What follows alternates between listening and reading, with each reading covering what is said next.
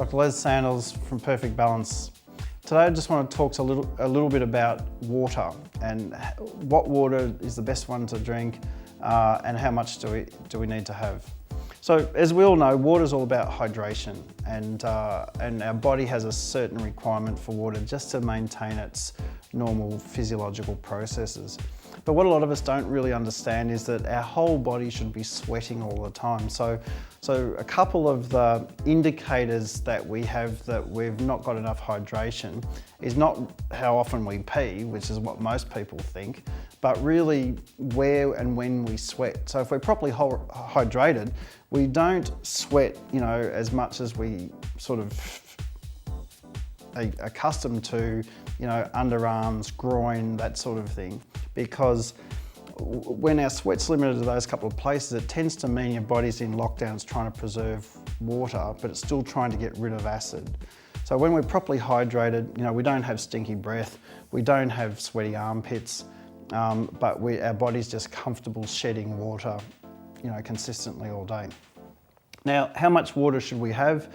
And I'm fascinated that, we keep reading 8-ounce glasses a day. I did a lot of research, found the source of that, and it was a comment that was made in a marketing exercise about 30 years ago. So there's no scientific basis for that whatsoever. But it's really about, individually, how much water do you need to make your body happy?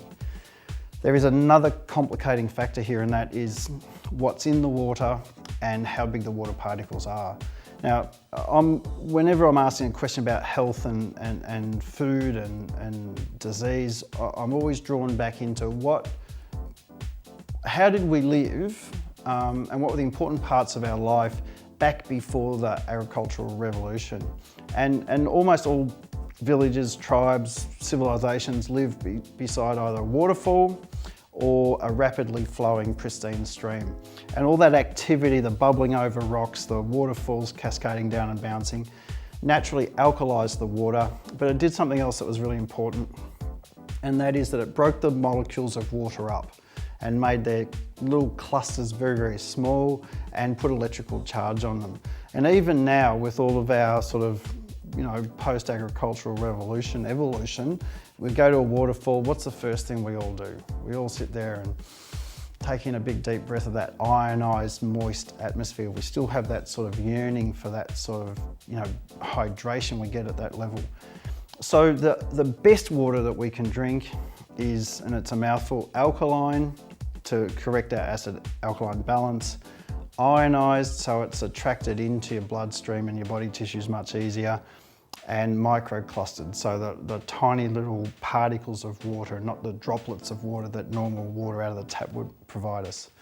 So alkaline, ionized, microclustered water is the perfect water.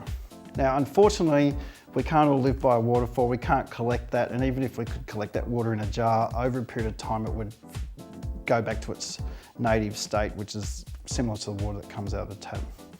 So we need a machine to do that. And there's a number of machines around that will do it. Some are more expensive than others, but we'll talk about that later on. Bottled water, it's pretty ho-hum really. Not much different to tap water. In fact, I'm a bit suspicious that a lot of cases, particularly the stuff that's delivered in the 15-litre cans, is filtered tap water, not much more than that. But water that's got sugar added, so the vitamin waters, the waters with slight flavours and whatnot in them, is water with sugar added, so they're an absolute no-no. So we want health, we want good quality alkaline water, and even better, alkaline, ionised, microclustered.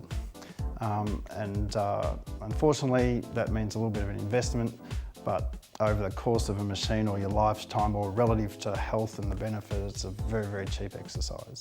For more information, go to our website perfectbalance.com.au or check us out on Facebook.